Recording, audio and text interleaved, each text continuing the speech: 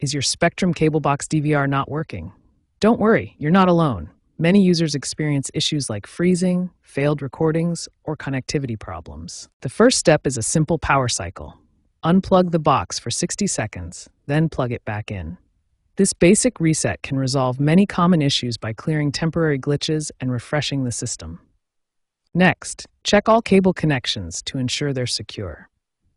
Loose or damaged cables can lead to connectivity problems, failed recordings, or the DVR freezing during playback. Software glitches are also common culprits, so make sure your box has the latest firmware updates.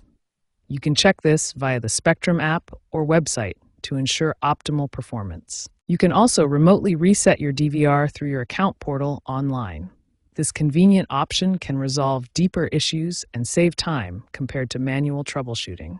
For persistent issues, Spectrum's app now has AI-powered diagnostics that can automatically troubleshoot common DVR problems, potentially saving you a call to customer support.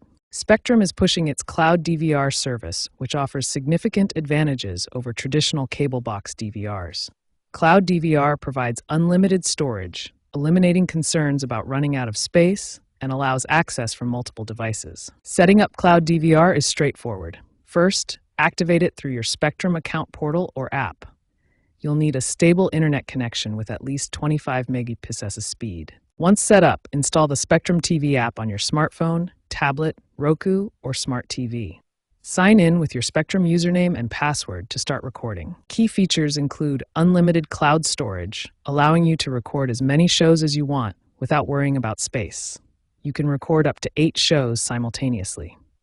If you experience issues, try clearing the app's cache, ensuring your internet speed meets the minimum requirement, and updating to the latest app version.